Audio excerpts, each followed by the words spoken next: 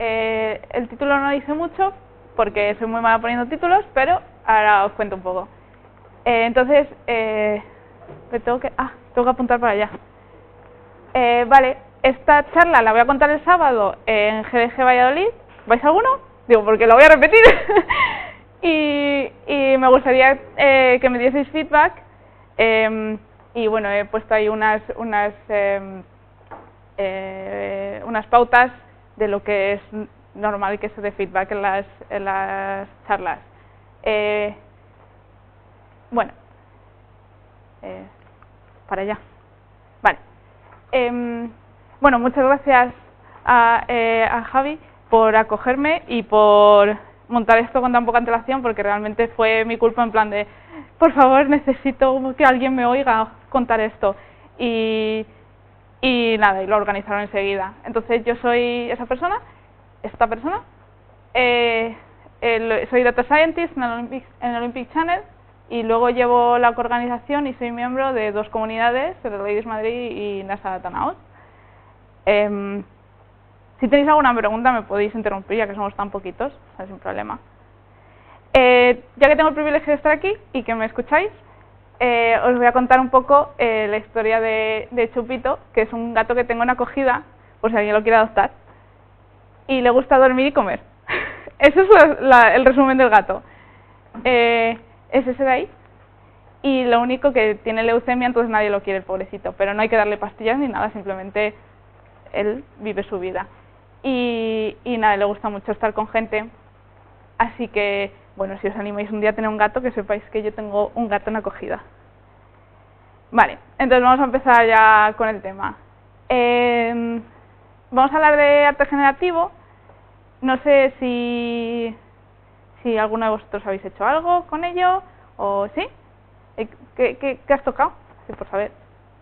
Pues tocar el processing, Ok, pues nosotros, bueno, voy a explicar un poco lo que es el arte generativo, y yo lo que trabajo es con P5, que es el framework de processing para JavaScript. El arte generativo tiene tres componentes principales. Uno es el azar, que es donde entran las funciones random y las funciones aleatorias. El otro es los algoritmos de por sí, el poder generar algo a través de un algoritmo sin tener que darle unas pautas generales, sino algo que tenga una inicialización aleatoria para que cada vez salga una cosa distinta. Y luego el último punto es jugar con la geometría. Entonces, es muy importante, ya que lo que estamos haciendo es dibujar, así que al final es uno de los elementos clave. ¿Esto qué quiere decir? ¿Que nos podemos saltar al artista? Realmente no. Realmente el código y el artista son necesarios y van unidos en el arte generativo. Yo lo hago como amateur, pero realmente lo que vamos a ver que he hecho hoy es copiar un diseño gráfico que ha hecho un artista, se llama Ruth, a JavaScript y generarlo de forma aleatoria. Entonces el artista siempre es necesario, siempre hay alguien que te tiene que dar un criterio, si no, no vamos a ningún sitio. Entonces os pongo un par de ejemplos. Ella es Elena Alexandra, que ella empezó a hacer código después de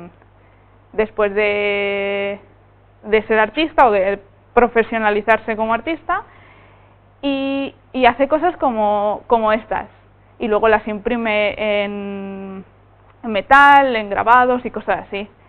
Y luego hay cosas como estas, que ya son otro nivel. Esto es un laboratorio, una compañía de diseño que ha montado en este museo de Tokio, ha montado esta instalación donde lo que hacen es eliminar barreras, y todo el 360 tienes una instalación que es de arte generativo.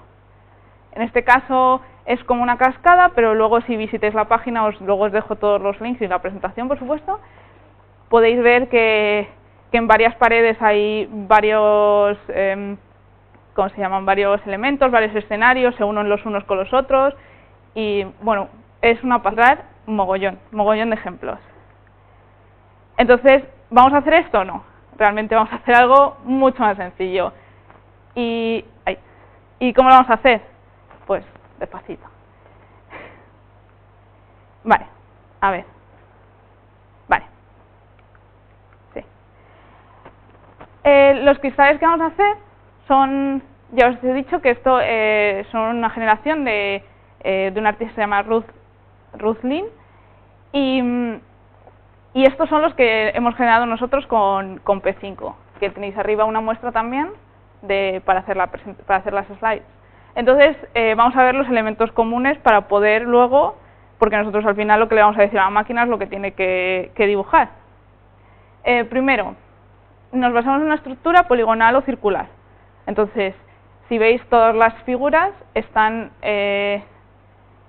dentro de un polígono. Bueno, en este caso no hay ningún círculo porque aleatoriamente no salió ninguno, pero sí que tienen una estructura circular, ¿vale?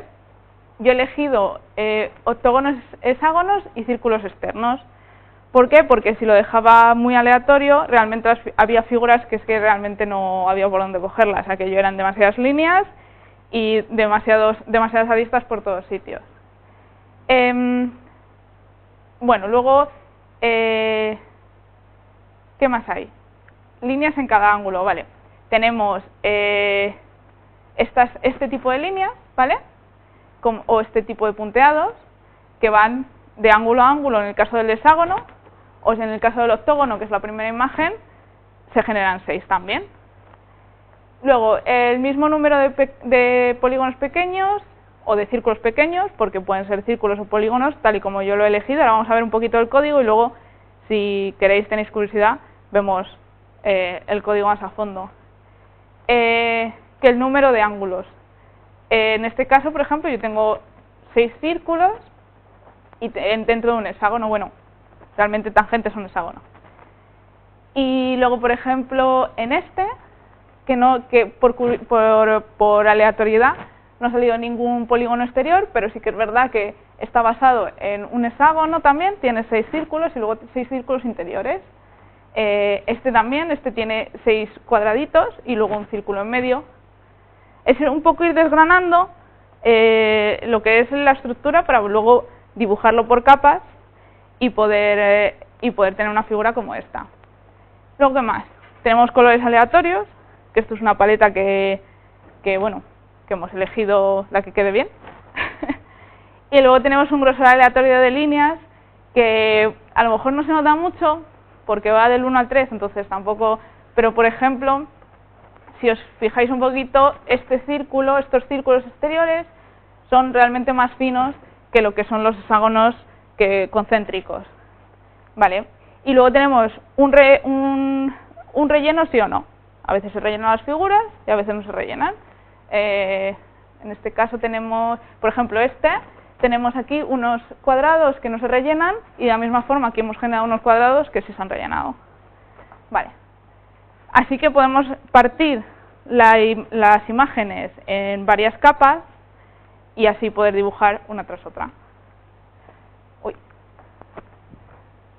Vale, la primera, en este caso vamos a desgranar esta imagen y os voy a enseñar un poquito el código y así vamos viendo un poquito a poco. La primera tiene unos círculos ahí interiores, vamos a ver cómo se generan. Vale. Esto tiene, no sé si sabéis cómo funciona P5, pero luego le echamos un vistazo.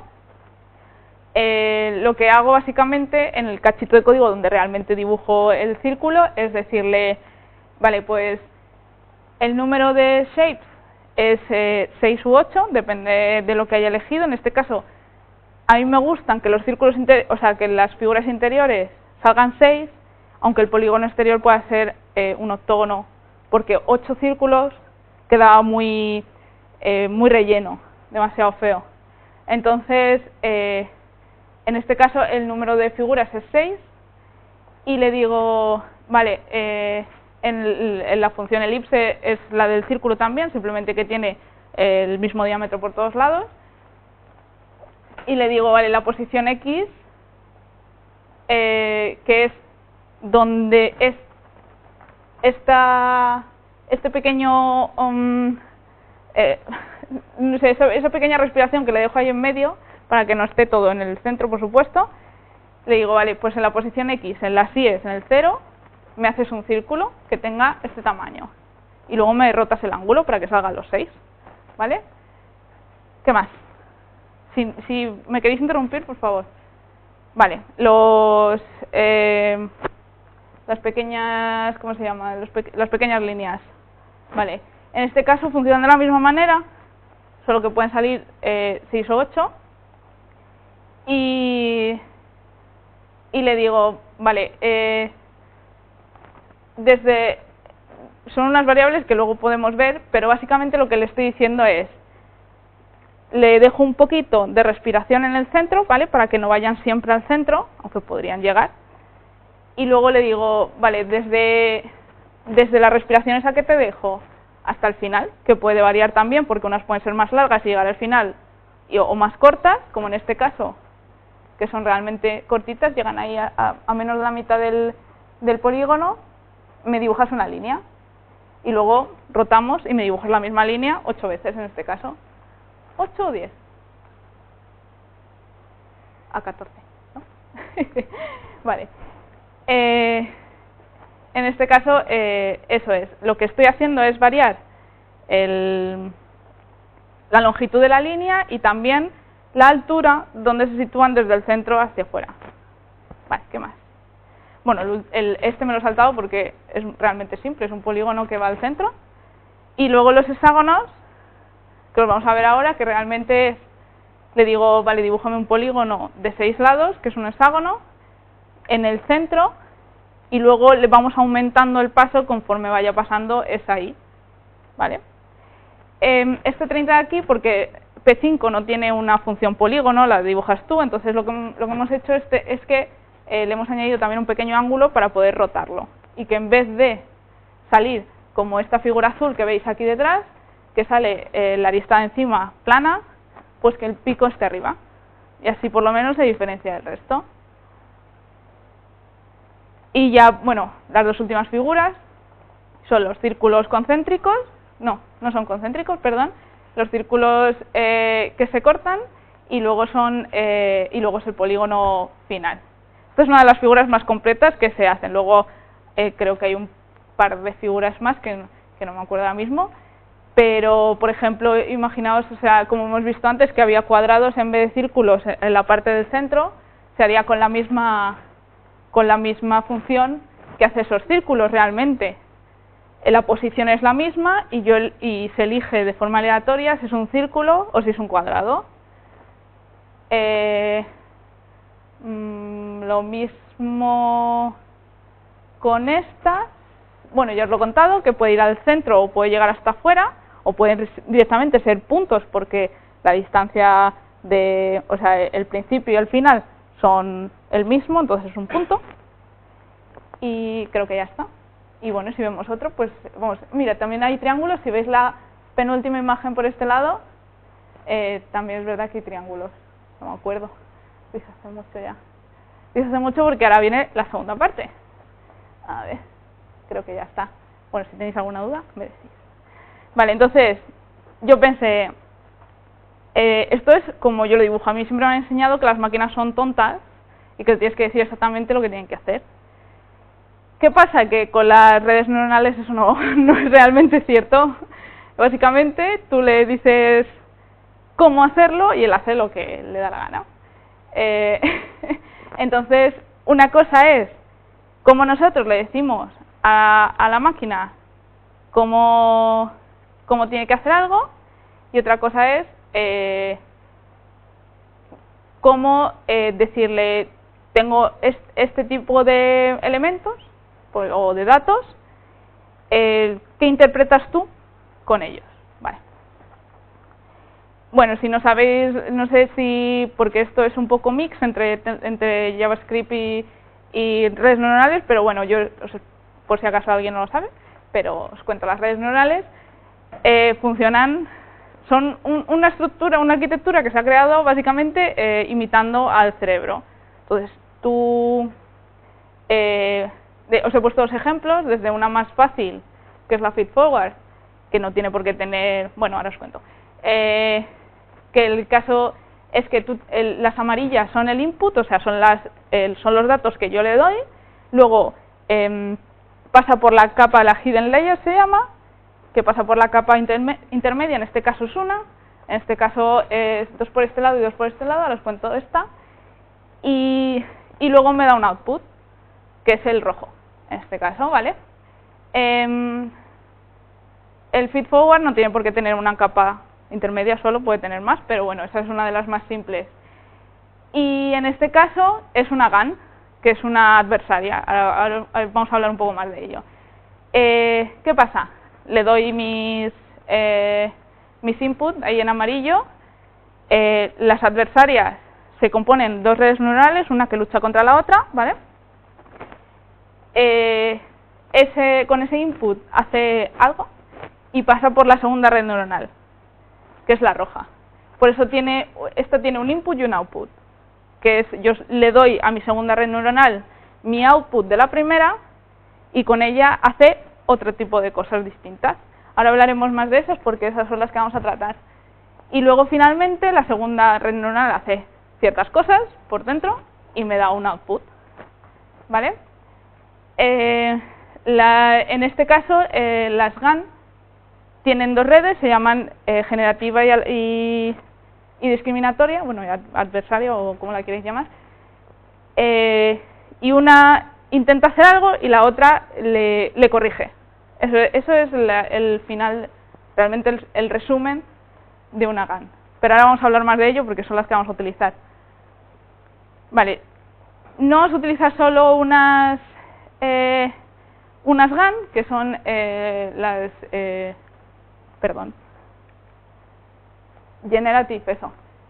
Generative Adversarial Network, sino que vamos a utilizar una Deep Convolutional Adversarial Network.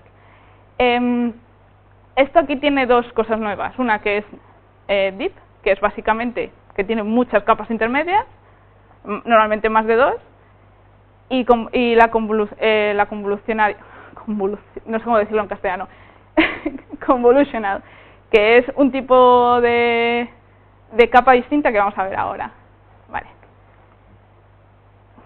Vamos a ir poquito a poquito, palabra por palabra.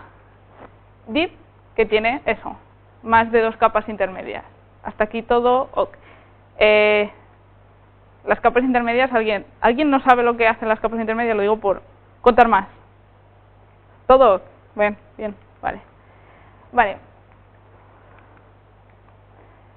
Convolucional, aquí está realmente el tema del asunto, de por qué una red neuronal puede leer mis imágenes y generar unas nuevas. Vale. La convolución, bueno, es realmente estas redes son relativamente antiguas, creo que del 99, pero realmente se han puesto de moda ahora. ¿Por qué? Porque necesitas mucha potencia de computación. Luego os cuento un poco lo que yo he entrenado, lo que ha durado y lo que ha salido.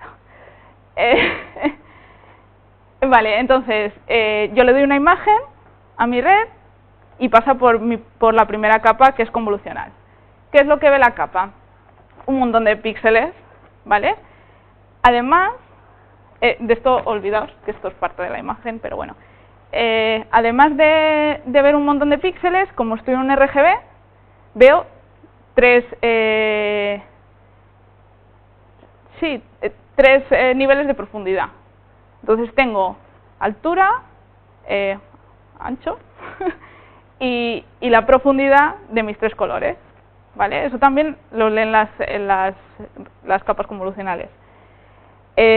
Aquí os cuento un poco. Esto es lo normal, ¿vale? Cuando tienes una imagen, bueno, tú puedes, eso, cuando tienes una imagen que no, o sea, cuando tienes una red que no es convolucional, pues pasa por sus capas internas y ya está.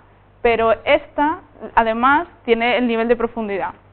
Entonces, podríamos decir que en vez de ser capas realmente de neuronas en fila, como se dibujan normalmente, en este caso, tienen la profundidad, con lo que la hace mucho más complejas y mucho más lentas de entrenar. No sé cómo decirlo, lentas. Vale. ¿Qué hace capa a capa la convolución? Esta es mi imagen, ¿vale? El azul. Y lo que hago es extraer las features o realmente las propiedades intrínsecas de la imagen gracias a esta matriz que se llama matriz de pesos o matriz de filtro o kernel, también lo suelen llamar. Es esta de aquí. Entonces yo con mi kernel lo que voy haciendo es pasarla por todos los píxeles en orden, dependiendo, puede ser en orden, puede ser saltándose uno, eso lo definimos nosotros según nuestro caso, y me va dando este resultado. Es una multiplicación de matrices. Multiplico y sumo. No, esa es toda la complicación que tiene. Realmente lo difícil es encontrar un kernel que te sirva, encontrar un paso que te sirva, porque no tiene por qué ser 3×3, ni tiene por qué tener estos pesos, por supuesto, que son 0 y 1, ni tiene por qué ir como va esta paso a paso y luego bajo y otra vez paso a paso, sino que se puede saltar pasos. Puede ser un kernel que tenga un vacío en medio y puede ir realmente cogiendo el cuadrado sin el centro en medio. Entonces, realmente las redes convolucionales, la dificultad real está en estudiar cómo seleccionamos esos hiperparámetros que no solo residen en el kernel, sino en varias cosas que luego vamos a ir viendo. Bueno, en el paso, en todas esas cosas. Esto es uno de los ejemplos de cómo va pasando cada vez que pasa por una de las capas. No sé si conocéis los datos del MNIST, el MNIST, son números escritos a mano. Entonces, primero, lo que hizo Google cuando sacó TensorFlow, dijo, te pongo este ejemplo, y yo me inventaba una red, bueno, creo que era una red, y lo que hacía era clasificarte los números, te decía, este es un 7. Son números escritos a mano, o sea, realmente no es fácil, hay algunos que yo veo y digo, no sé si es un 8 o un 3, pero bueno, los clasificaba bien, no sé si tenía un 99% de accuracy o algo así, muy alto, muy alto. Pues ya hemos pasado al siguiente paso. ¿Ahora qué es? Ahora es ser capaz de dibujar un 7, que parezca escrito a mano. Yo voy pasando por mis capas y nada, iba viendo cómo dibujar ese 7, leyendo las pequeñas features. Por ejemplo, en esta, aquí lee más sombras, aquí lee muchas más sombras, y así poco a poco, ¿sabéis? Vale. Y luego generativo. ¿Qué es generativo? Pues que tiene que generar algo. O si no, es una clasificación o una regresión o lo que sea. Antes teníamos los problemas de ¿es un 7 o no es un 7? Y ahora tenemos un problema que es generamos un 7. Vale. Esta es la parte que más me gusta cuando empecé a trabajar en esto. Me hizo mucha gracia leerlo. Es que son adversarias. Tú tienes, como hemos dicho antes, son dos capas, o sea, dos redes neuronales distintas. Son la generativa, que me va a generar una imagen, y la discriminatoria, que lo que me va a decir es, tú sí eres una imagen de verdad o tú no eres una imagen de verdad. Entonces, en este caso, yo creo que la discriminatoria sería capaz de echar este para atrás y decir, no, esto no es el exeomo. Da otra vuelta, anda, da otra vuelta. Aquí podríamos decir, venga, ok, pero bueno, yo creo, porque la discriminatoria tiene el dataset que tú le pasas de imágenes, lo tiene como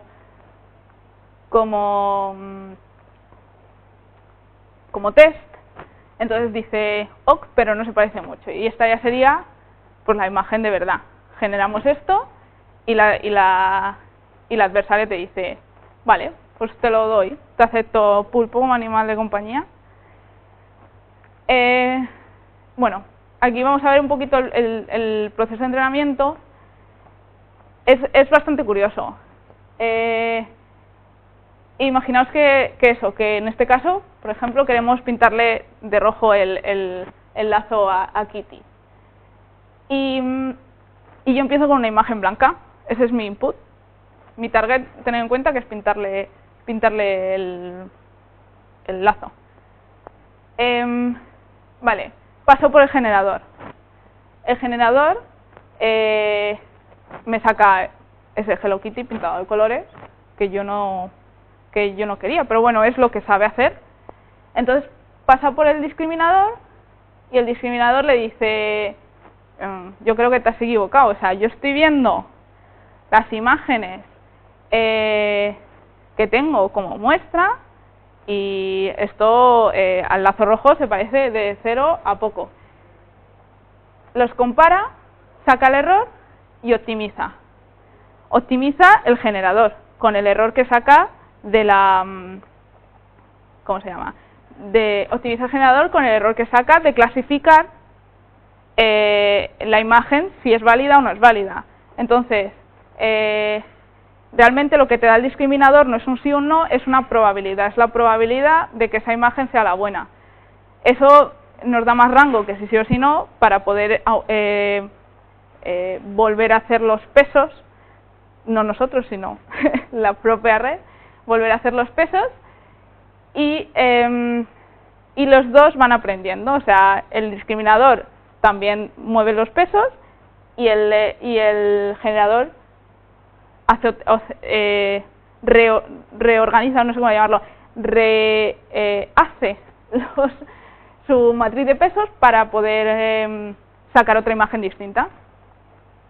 De nuevo, en este caso le doy el input, ya ha pasado por esa reorganización de pesos, esos pesos nuevos, el discriminador compara y dice, pues ok, se parece al target. Y hasta aquí. Entonces, lo que hacemos es enfrentar una a la otra, uno, para que una aprenda a generar bien y la otra aprenda a discriminar bien, ¿vale?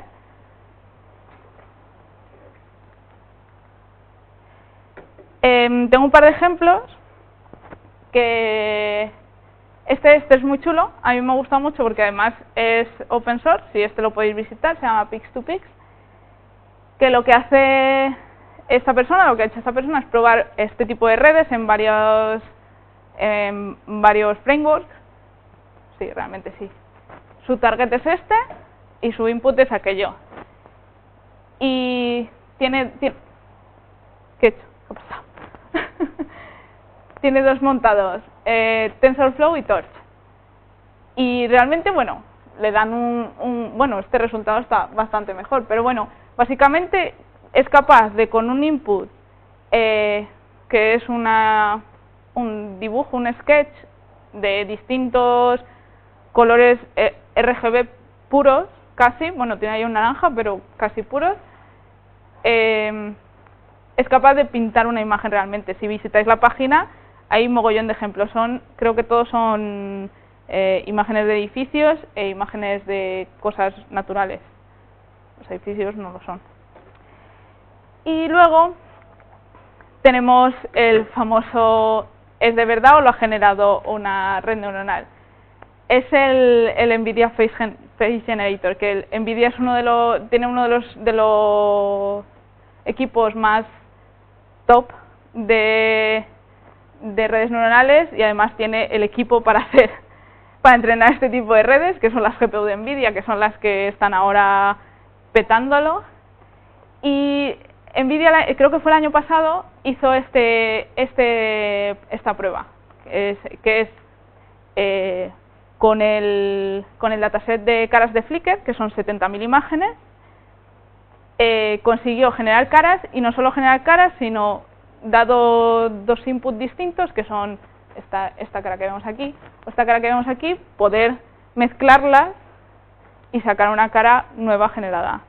Y realmente, si lo veis, o sea, aquí porque estamos viendo esto, pero si lo veis solo la imagen, no sabéis que está generada por una red neuronal. Es increíble. Para que os hagáis una idea de lo que cuesta hacer algo así, con la GPU menos potente que tienen, tardan 5 semanas en entrenarlo. Y con la GPU más potente que tienen, tardan 1 semana. O sea que eso es un proceso largo y además, bueno, no podría no salirte bien. Pero bueno, para ver un poco la magnitud, son 70.000 imágenes y entre 1 y 5 semanas de entrenamiento.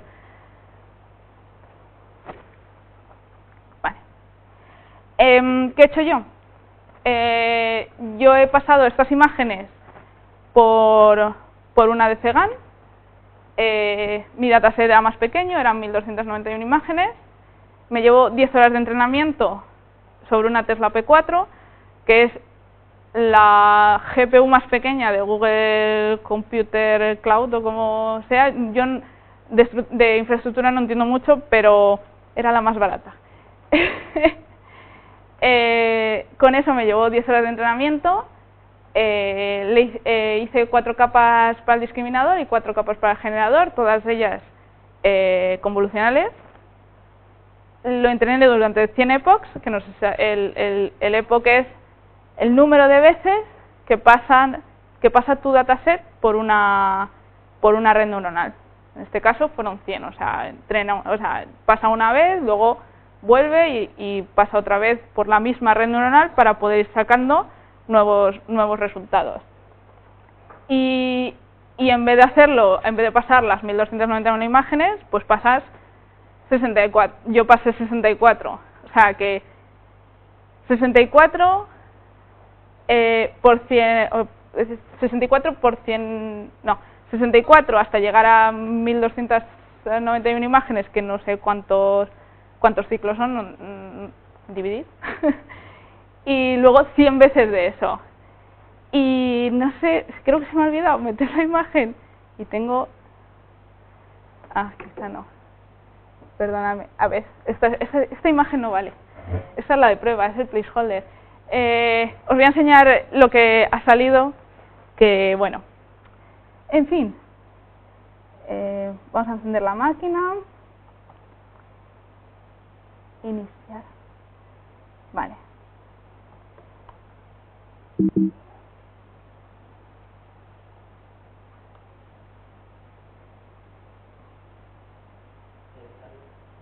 ¡Ay! Es una buena pregunta. No tengo internet.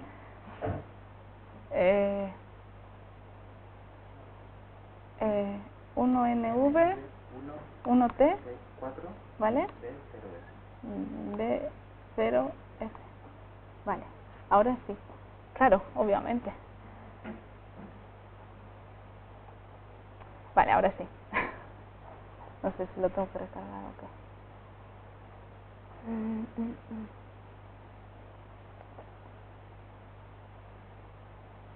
Vaya, he dado 2 veces. Vale, listo.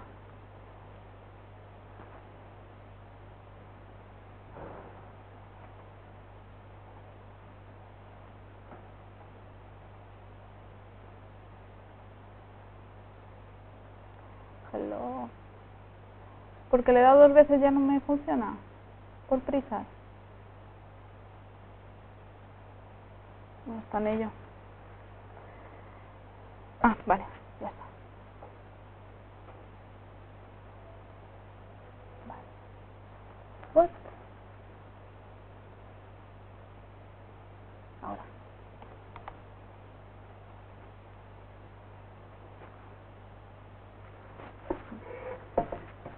Bueno. Vale. Mira, este es el modelo. Aquí tenéis lo que he hecho. Ahora le echamos un vistacillo si queréis. Y aquí he ido sacando imágenes por cada epoch. Cuando pasaba por el batch que tocaba, cada 50 batches he sacado 64 por 50, 64 por 100 y así.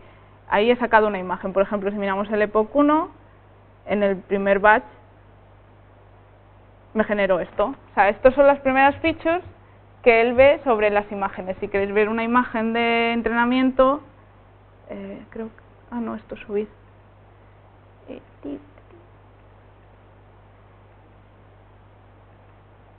Bueno, pues estos son mis imágenes de entrenamiento, ¿vale? Que es básicamente, como os he explicado antes, lo que hemos generado. Y bueno, estos han sido varios checkpoints que he ido marcando, por si acaso se me paraba el proceso, poder reanudar desde aquí y no tener que volver a reentrenar el mismo modelo desde el principio otra vez. Y esto en generado, aquí justo. Esto es lo primero que ha visto. Luego si vamos al mismo epoch, o sea, es la primera vez que pasa las imágenes por la red generadora y además va en pequeñas partes de mi dataset entero para no mandarle las 1200 imágenes a la vez y que se pase 1000 años. Si queréis, bueno, como eran 100, podemos ir a ver las 50 y veis que ya aparece algo. Entrenando esto, primero me he dado cuenta de que mi dataset es muy pequeño, cosa que tengo que solucionar. Segundo, creo que el número de epochs será bastante pequeño, pero tendría que verlo con el nuevo dataset. A lo mejor teniendo más imágenes no es necesario que aumente el número de epoch, el número de vueltas que dan las imágenes sobre mi red. Y luego el último, que está en el 100, que está por aquí arriba, aquí. Esto es mi último epoch. O sea, esta ya es las imágenes finales de mi red. Como veis, bueno, ya os he dicho antes que podría no salirte lo que esperabas, pero realmente es que creo que mi dataset era bastante pequeño. También otra cosa que creo, que es que como yo subo, no son PNGs, pero son transparentes, no es capaz de sacar las features bien. Entonces tendría que aplicarles eso es totalmente intuición mía por cómo han ido, por cómo lo que he ido leyendo sobre las imágenes que se utilizan en este tipo de redes. Y por eso tiene el fondo negro. Tiene el fondo negro porque las imágenes realmente son transparentes. No, aunque nosotros las veamos blancas, el fondo que tienen es transparente, porque es un canvas de JavaScript, o sea que es. Y bueno, ahí podéis ver, esto es lo último que he sacado. Si queréis, aquí tenéis, estos son los errores. Fijaos que al principio el generador y el discriminador tenían un error súper gordo, pero que enseguida han ido bajando. Me da la sensación de por cómo ha ido funcionando aquí, que se me ha estancado un poco. Entonces tendría que ver, porque veis que sube y baja todo el rato bajo el mismo rango. Sin embargo, el discriminador funciona bastante bien. Es el generador el que no ha terminado de funcionar bien, que de alguna manera nunca consigue bajar el error. Siempre hay algún punto en el que vuelve a subir el error. Entonces tendría que ver si es el dataset o si realmente es la red. Tendría que ver los hiperparámetros para solucionarlo. Pero de nuevo, he tardado 10 horas en entrenar esto.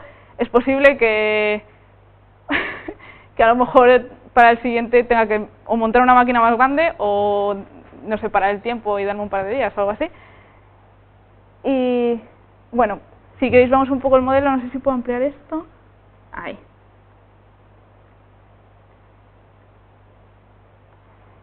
Lo he montado con Keras.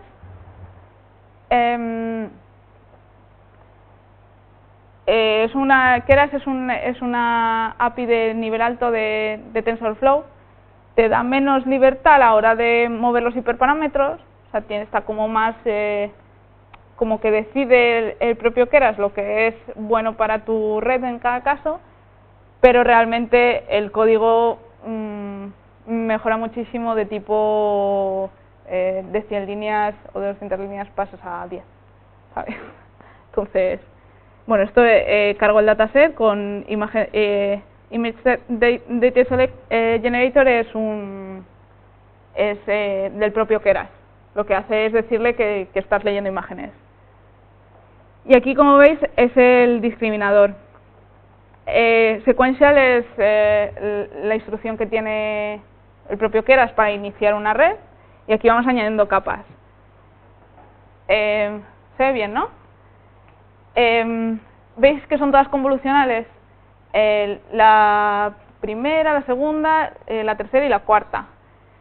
Luego, ¿qué pasa? Que lo que utilizamos un error que se llama leaky regularization, no sé qué, que, bueno, después de cada capa de una red, lo que haces normalmente es aplicar bueno, normalmente no, lo que tienes que hacer es aplicar una función, en este caso la ReLoad, que es no lineal, para poder hacer una transformación de tus datos y seguir avanzando. Si no, por mucho que le apliques pesos, eso seguiría lo mismo, sería una transformación lineal, nunca llegarías a tener nada no lineal y nunca le podrías modelar algo que no es lineal realmente. Y luego el batch normalization es para las imágenes que va generando cada una de las capas, poder regularizarlas y que sean todas iguales. Porque sí que es verdad que cuando hacemos este tipo de redes, todas las imágenes tienen que ser iguales, o si no, por algún sitio va a saltar. O sea, enseguida, o si no te va a dar un error, o un 0, o un negro gigante, como me pasaba a mí al principio. Vale, y por último, la última capa suele tener tiene otro tipo de error, que en este caso la activación es un sigmoid normal. Y luego el generador, como veis, funciona de la misma manera.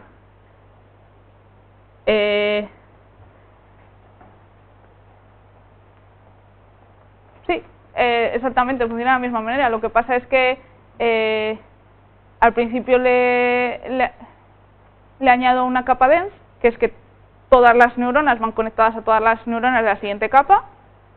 Esa es la única diferencia y funciona exactamente igual.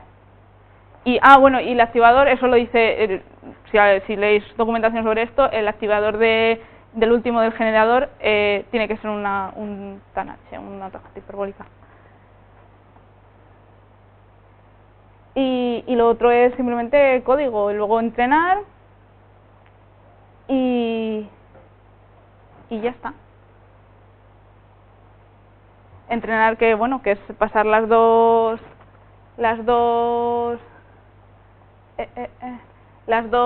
redes. Esto que veis aquí es cuando está decidiendo que no entrene, y luego sobre los errores entrena. Y nada, y como hemos hablado antes, la teoría realmente es eso, definimos un error para poder ir mejorando los pesos y ya está. No sé si hay... Bueno, esto es para guardar las imágenes, para guardar los checkpoints, y eso es todo. Y mis credenciales de AWS para bajarme las imágenes. Así que, nada, no sé si tenéis alguna pregunta, esto es todo.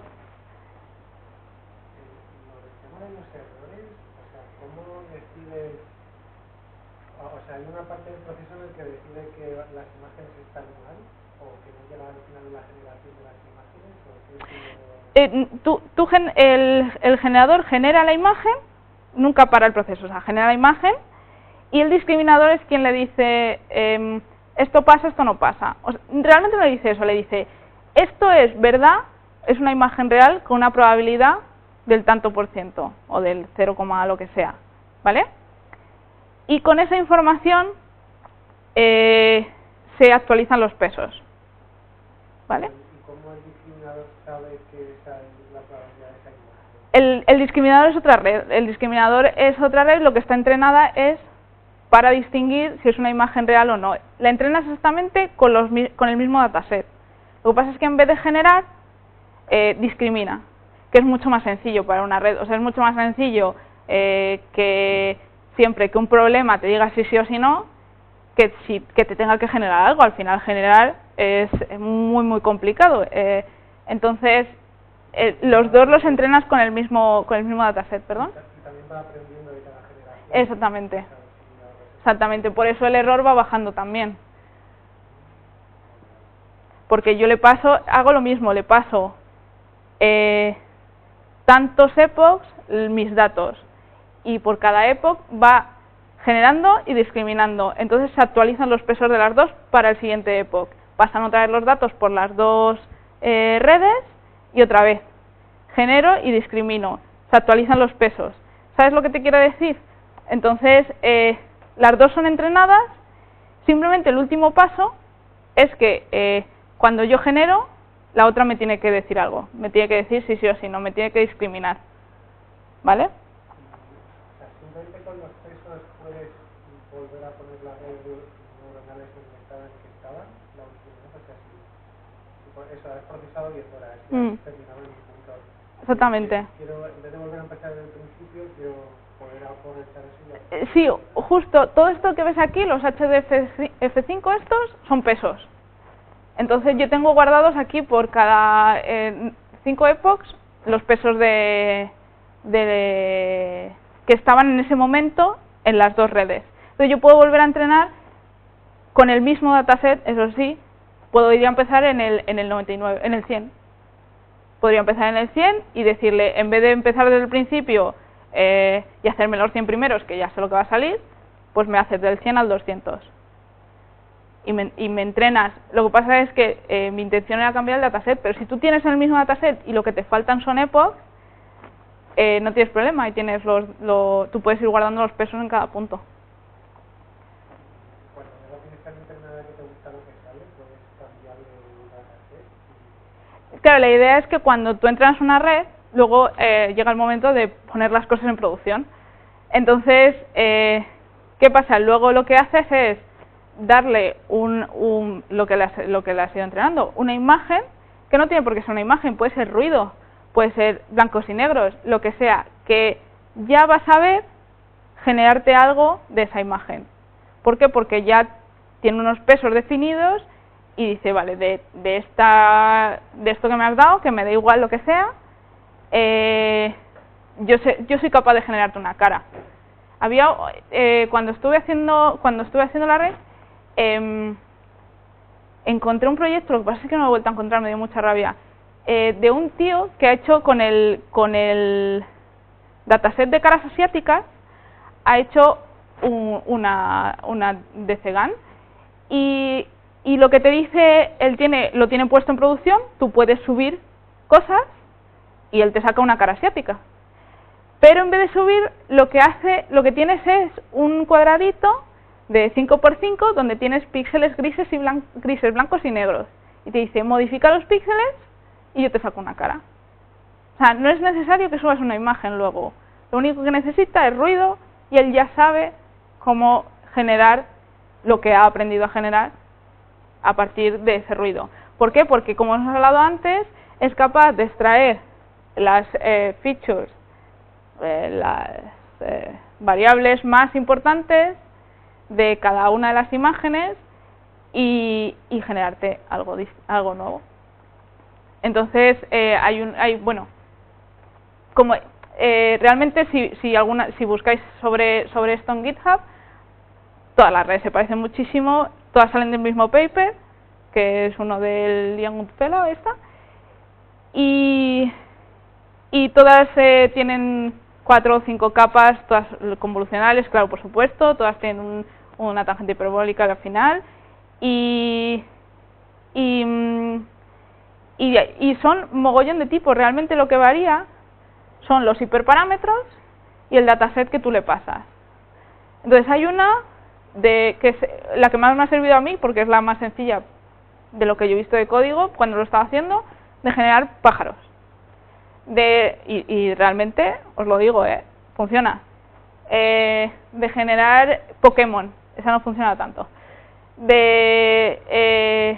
La de las caras de los famosos, eso, lo difícil es encontrar el dataset realmente. El dataset de la cara de los famosos realmente está colgado por ahí, es realmente muy famoso y podéis entrenar vuestra propia red con eso. El de Nvidia creo que no es público porque lo generaron ellos y claro, es una empresa privada y todo esto lo hacen en privado para ellos.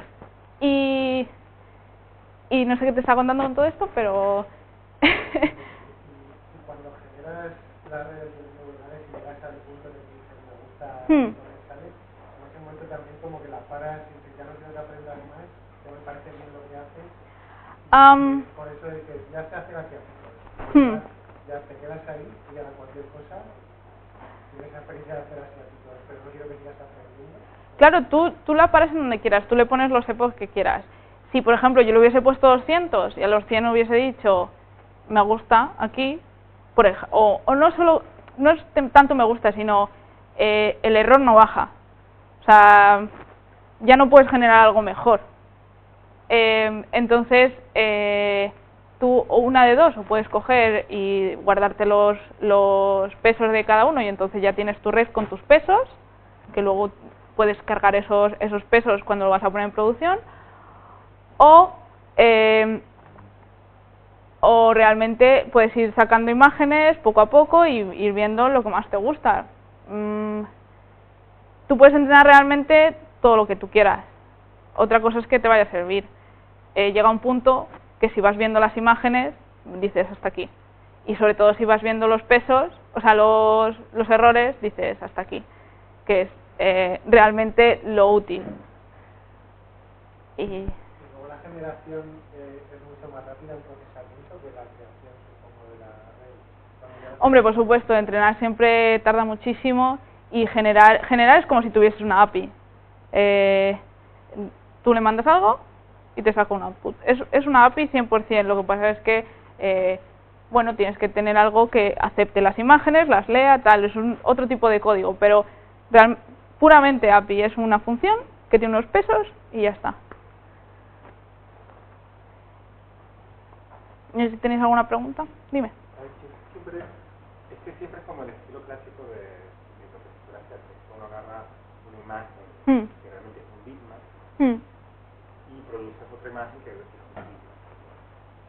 Y lo que pasa es que en tu caso en particular, las imágenes que produces se podrían producir o están producidas también como de una manera vectorial. No, siempre produces un raster. Sí, pero yo quiero decir la información con que creas la imagen. Sí. Tú dices, haz unas líneas, haz una... Sí. Yo siempre quería buscar algún trabajo donde se haga algo así, pero que en vez de producir un bitmap, produzca una... Es que el vectorial realmente... Esto hasta donde yo he trabajado con vectoriales, realmente vectorial es una forma de conversión de los elementos que tú tienes en la imagen. O sea, tú cuando, por ejemplo, cuando tienes una foto, no puedes tener un vector. Puedes convertirlo a un vector. Sí, pero fíjate, lo que tú estás generando, en realidad lo generas de una manera... Sí, tú estás generando un círculo en que dado el radio, tú no has pintado cada píxel, los parámetros que dices cuando he creado los círculos y eso. Claro. Sí. Y lo que digo es que tú podrías... lo que yo siempre, y de hecho, en un momento cuando yo quería hacer era... Claro, yo entrenar algo con imágenes de algún tipo, pero los parámetros que yo estoy generando para generar mis imágenes generan imágenes vectoriales. Yo creo que la cuestión de generar una imagen vectorial no es tanto que tú lo generes, sino que seas capaz de dibujar, o sea, dibujarla de tipo que tu código sea capaz de hacer una imagen vectorial. O sea, si tú le dices de este punto a este punto es una línea, es una imagen vectorial. En este caso lo que te está sacando es píxel a píxel lo que él cree que debería ir. Ese es el problema, no es una cuestión... Por ejemplo, píxel a píxel en realidad son píxeles, sí. Son parámetros. Esos parámetros los puedes meter en otro programa que te saca ahora otro rastro y compara tu discriminador. Y usar un generador vectorial. Tiene que ser vectorial y imprimirlo. Claro, lo que pasa es que yo no sé hasta qué punto o qué tipo de lenguaje o qué tipo de funciones te reconoce una imagen vectorial. No, la misma primitiva de la que has partido. Sí. Entiendo lo que decís, pero cuando yo hablo de la convolución, hablo de píxel a píxel. Cuando vosotros habláis de un vector, habláis de unas propiedades que tiene cada línea de la imagen o que es distinto. Yo hablo de RGB aquí con luz 0,5 RGB con luz 0,8. Entonces, o sea, entiendo lo que me quiere decir y realmente es un buen punto, pero creo que lo que identifica una imagen vectorial no es tanto lo que sale fuera, sino los elementos que tiene y de dónde a dónde van, qué vectores son, qué propiedades tiene cada una de los elementos. Te lo digo desde, o sea, cómo funcionan las convolucionales. Las convolucionales leen imagen raster, pura y dura. Sí, a ver, tú siempre puedes esta imagen vectorial convertirla en un raster. Sí, por supuesto, las mías son así. Si es que no se llama lo que estás entrenando, es esa forma de dibujarlo. Sí, por supuesto. Al igual que tú haces convolución de una imagen de 128 por 128 a más pequeña, sacando features cada layer, no me sale la palabra ya, bueno. Lo mismo que sacas, vuelves a hacer el paso, o sea, haces el paso contrario, y como haces el paso contrario vuelve a ser raster. Es matriz a matriz. Esto es cálculo de matrices, no es cálculo de vectores. O sea, cálculo de vectores comprendido en un espacio, entonces que va de aquí a aquí, con su longitud, con su etcétera, etcétera. No sé si nos estamos entendiendo. Yo entiendo por dónde vas, pero mi intuición es esa. Sí, no, a mí lo que siempre me ha parecido raro es que ya la gente no se haya movido un poco más. Me da la sensación de que esto no es tan antiguo como para moverse. Fíjate que Nvidia es el único que ha conseguido esto, y fue el año pasado. Ahora se está consiguiendo con menos potencia, pero bueno, y que lo puede hacer cualquiera, como hemos podido comprobar. Pero creo que hay más interés por los estudios y eso que hay en sacar algo fiel a la realidad que en dibujar algo tipo vector. O sea, corregidme, yo por los estudios que veo y por donde está la gente haciendo código, no por otra cosa. No sé cuál es el motivo por detrás de eso, pero parece que es eso. Nada.